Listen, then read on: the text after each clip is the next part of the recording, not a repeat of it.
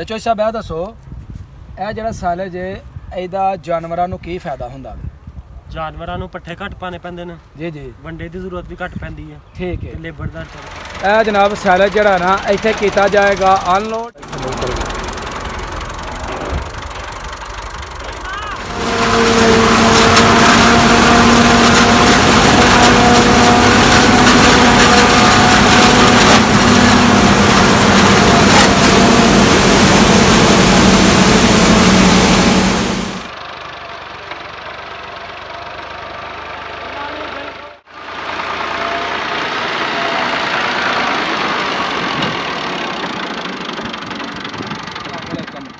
ਕੀ ਹਾਲ ਚਾਲ ਹੈ ਦੋਸਤੋ, ਠੀਕ ਹੋ? ਮੈਂ ਜੀ ਤੁਹਾਡਾ ਦੋਸਤ ਸੁਲਤਾਨ ਸ਼ੇਖ, ਪੰਜਾਬ ਦੇ ਖੂਬਸੂਰਤ ਸੰਤੀ ਸ਼ਹਿਰ ਸਿਆਲਕੋਟ ਤੋਂ ਤੇ ਪਿੰਡ ਪੂਰਬ ਕਲੇਰ। ਮੈਂ ਇਸ ਵੇਲੇ ਖੜਾ ਵਾਂ ਚੌਧਰੀ ਨਸ਼ੇਦ ਬਾਜਵਾ, ਚੌਧਰੀ ਕੈਸਰ ਬਾਜਵਾ, ਚੌਧਰੀ ਹਸਨ ਬਾਜਵਾ ਉਹਨਾਂ ਦੇ ਜਨਾਬ ਡੇਅਰੀ ਦੇ ਉੱਪਰ। ਤੇ ਇੱਥੇ ਕੀਤਾ ਜਾ ਰਿਹਾ ਸਾਇਲੇਜ ਤਿਆਰ। ਸਾਇਲੇਜ ਕਿਸ ਤਰੀਕੇ ਦੇ ਨਾਲ ਤਿਆਰ ਕੀਤਾ ਜਾਂਦਾ ਵੇ ਇਹ ਜਨਾਬ ਅਸੀਂ ਪੁੱਛਾਂਗੇ ਚੌਧਰੀ ਹਸਨ ਬਾਜਵਾ ਸਾਹਿਬ ਕੋਲੋਂ। ਤੇ ਇਹਨਾਂ ਨੇ ਮਾਸ਼ਾਅੱਲਾ ਜੀ ਇਸ ਤਰਫ ਬਹੁਤ ਜ਼ਿਆਦਾ ਜਿਹੜੀ ਸਾਇਲੇਜ ਦੀ ਫਸਲ ਹੈ ਉਹ ਲਗਾਈ ਹੈ ਤੇ ਉਸ ਤਰਫ ਜਿਹੜੀ ਹੈ ਨਾ ਉਹ ਹੋਣ ਡਈ ਹੈ ਕਟਾਈ। ਤੇ ਕਟਾਈ ਉਧਰ ਹੋ ਕੇ ਤੇ ਉਸ ਤੋਂ ਬਾਅਦ ਜਿਹੜਾ ਪ੍ਰੋਸੈਸ ਹੈ ਨਾ ਇਹ ਇੱਥੇ ਹੋ ਜਾਂਦਾ ਸ਼ੁਰੂ। ਤੇ ਅਸੀਂ ਚੌਧਰੀ ਸਾਹਿਬ ਉਹਨਾਂ ਦੀ ਜ਼ੁਬਾਨੀ ਸੁਣਾਂਗੇ ਕਿ ਇਹ ਸਾਇਲੇਜ ਕਿਸ ਤਰੀਕੇ ਨਾਲ ਤਿਆਰ ਕੀਤਾ ਜਾਂਦਾ ਔਰ ਇਹ ਸਾਇਲੇਜ ਮੰਡੀ ਤੋਂ ਜ਼ਿਆਦਾ ਸਸਤਾ ਪੈਂਦਾ ਜਾਂ ਖੁਦ ਅਗਰ ਇਹਨੂੰ ਪੈਦਾ ਕੀਤਾ ਜਾਏ ਤੇ ਫਿਰ ਸਸਤਾ ਪੈਂਦਾ ਵੇ। अस्सलाम वालेकुम चौधरी साहब, की हाल है जनाब, ठीक हो? अलहमदुलिल्लाह जी। चौधरी साहब सब तो पहला दसो कि इस साइलेज का जोड़ा है ना वो की फायदा है? साइलेज का पट्ठे घट लगते हैं, लेबर घट लगती है जी जी, बंडे की जरूरत भी घट पैंदी है। ठीक है। चौधरी साहब यह दसो यह जोड़ा साइलेज है ਇਹਦਾ ਜਾਨਵਰਾਂ ਨੂੰ ਕੀ ਫਾਇਦਾ ਹੁੰਦਾ ਵੇ? ਜਾਨਵਰਾਂ ਨੂੰ ਪੱਠੇ ਘੱਟ ਪਾਣੇ ਪੈਂਦੇ ਨੇ ਜੀ ਜੀ, ਵੰਡੇ ਦੀ ਜ਼ਰੂਰਤ ਵੀ ਘੱਟ ਪੈਂਦੀ ਹੈ ਠੀਕ ਹੈ। ਲੇਬਰ ਦਾ ਖਰਚਾ ਵੀ ਘਟਦਾ। ਤੇ ਉਸ ਤੋਂ ਬਾਅਦ ਇਹ ਦੱਸੋ ਕਿ ਇਹਨੂੰ ਤਿਆਰ ਕਰਨ ਦਾ ਤਰੀਕਾਕਾਰ ਕੀ ਹੈ?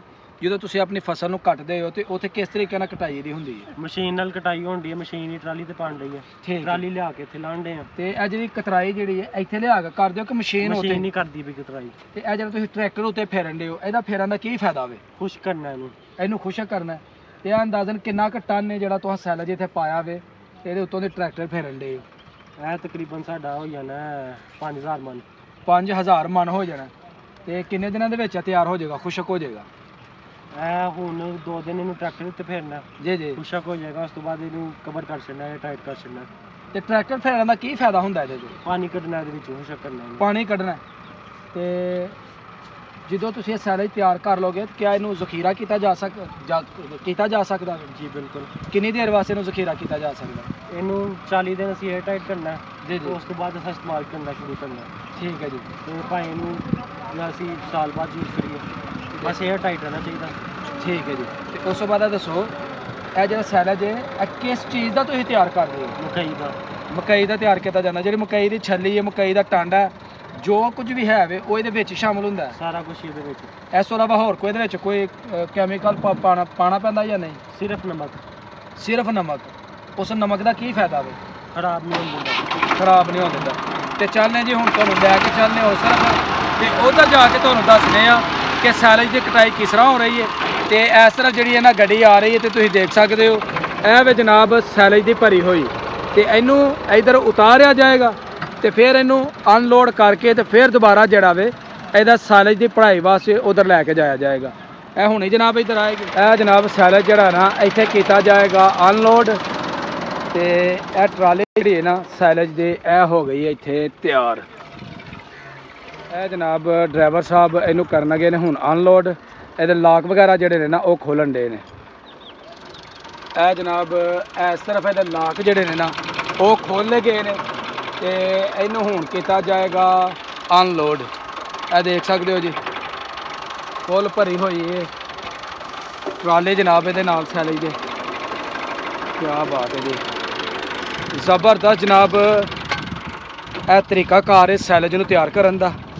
ਜਾਨਵਰ ਦਾ ਜਦੋਂ ਚਾਰਾ ਹੋ ਜਾਂਦਾ ਤਿਆਰ ਤੇ ਜਾਨਵਰ ਇਹਨੂੰ ਖਾਂਦਾ ਬੜਾ ਖੁਸ਼ ਹੋ ਕੇ। ਤੇ ਇਸ ਤੋਂ ਬਾਅਦ ਅਸੀਂ ਤੁਹਾਨੂੰ ਲੈ ਕੇ ਚੱਲਾਂਗੇ ਇਸ ਤਰਫ ਜਿੱਧਰ ਸਾਇਲੇਜ ਦੀ ਜਿਹੜੀ ਹੈ ਹਾਰਵੈਸਟਿੰਗ ਕੀਤੀ ਜਾਣ ਰਹੀ ਹੈ ਤੇ ਉਸ ਤਰਫ ਹੁਣ ਤੁਹਾਨੂੰ ਲੈ ਕੇ ਚੱਲਦੇ ਹਾਂ ਜੀ। ਤੇ ਸਭ ਤੋਂ ਪਹਿਲਾਂ ਅਸੀਂ ਅਨਲੋਡ ਕਰਵਾਉਂਦੇ ਹਾਂ ਇੱਥੇ ਟਰਾਲੀ। ਇਹ ਜਨਾਬ ਡਰਾਈਵਰ ਸਾਹਿਬ ਬੈਠ ਗਏ ਨੇ ਤੇ ਇਹਨੂੰ ਲੱਗਿਆ ਨੇ ਕਰਨ ਹੁਣ ਅਨਲੋਡ।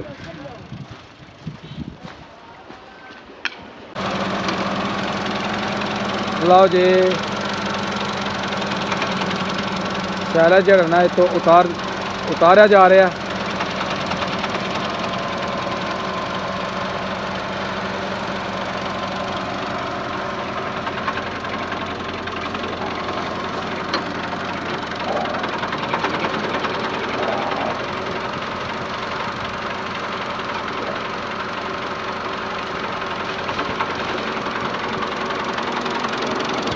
क्या बात है जनाब सारा थल्ले उतर गया।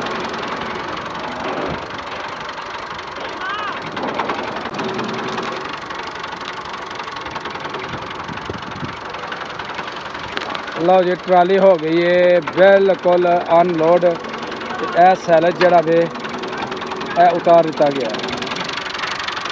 चलो जी फेरो हूँ तो ट्राला ये ट्रैक्टर फेरो तो ट्रैक्टर। क्या बात है जी बड़े बड़े ढेर जोड़े ने इतने जनाब ला दिते गए ने।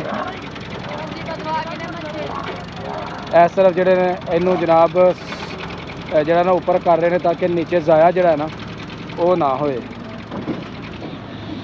तो हुण चलने जी असीं तुहानूं लैके इस तरफ तो उधर जाके तुहानूं दिखाने जी सैलज का सारा जो प्रोसेस है किस तरीके दे नाल इनू उत्थे इहदी हारवैसटिंग की जाती है।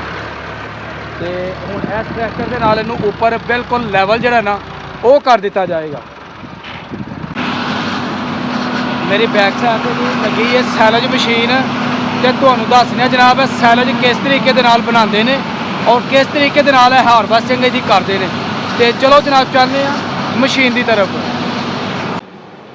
ਇਹ जनाब सामने देख सकते हो तुसीं सैलज तैयार करने वाली ਜਿਹੜੀ ਮਸ਼ੀਨ ਹੈ ਹਾਲੈਂਡ ਦੀ ਬਣੀ ਹੋਈ ਇਹ ਮੱਕੀ ਦੀ ਫਸਲ ਦੇ ਵਿੱਚ ਖੜੀ ਹੈ ਔਰ ਇਹਦਾ ਰੈਪਰ ਜਿਹੜਾ ਵੇ ਇਹ ਮੱਕੀ ਨੂੰ ਕੱਟਦਾ ਜਾਏਗਾ ਔਰ ਮੱਕੀ ਜਿਹੜੀ ਹੈ ਉਹ ਸੈਲਜ ਦੀ ਸੂਰਤ ਦੇ ਵਿੱਚ ਇਸ ਟਰਾਲੀ ਦੇ ਵਿੱਚ ਲੋਡ ਹੋਣਾ ਸ਼ੁਰੂ ਹੋ ਜਾਏਗੀ। ਇਹ ਦੇਖ ਸਕਦੇ ਹੋ ਜਿਸ ਤਰ੍ਹਾਂ ਅਸੀਂ ਪੱਠਿਆਂ ਦੀ ਕਟਾਈ ਕਰਨੇ ਆ ਨਾ ਚਾਰੇ ਦੀ ਕਟਾਈ ਕਰਨੇ ਉਸ ਤਰੀਕੇ ਦੇ ਨਾਲ ਤਿਆਰ ਹੋ ਕੇ ਤੇ ਟਰਾਲੀ ਦੇ ਵਿੱਚ ਜਿਹੜਾ ਨਾ ਜਮਾ ਹੋ ਰਿਹਾ।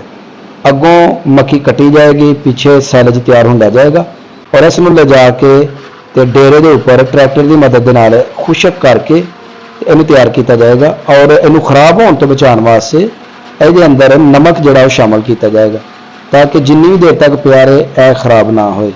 ਦੇਖ ਸਕਦੇ ਹੋ ਕਿਸ ਕਦਰ ਸਫਾਈ ਦੇ ਨਾਲ ਇਹ ਸਾਰਾ ਪ੍ਰੋਸੈਸ ਜਿਹੜਾ ਕੰਪਲੀਟ ਕਰਨ ਲਈ ਹੈ ਔਰ ਸੈਲਜ ਦੇ ਨਾਲ ਜਦੋਂ ਟਰਾਲੀ ਫੁੱਲ ਹੋ ਜਾਣੀ ਤੇ ਇਹਨੂੰ ਡੇਰੇ ਤੇ ਲਿਜਾਇਆ ਜਾਏਗਾ। ਬਹੁਤ ਹੀ ਜ਼ਬਰਦਸਤ ਇਹ ਟੈਕਨੋਲੋਜੀ ਹੈ ਔਰ ਬਹੁਤ ਕਮਾਲ ਦੀ ਜਿਹੜੀ ਟੈਕਨੋਲੋਜੀ ਜੀ।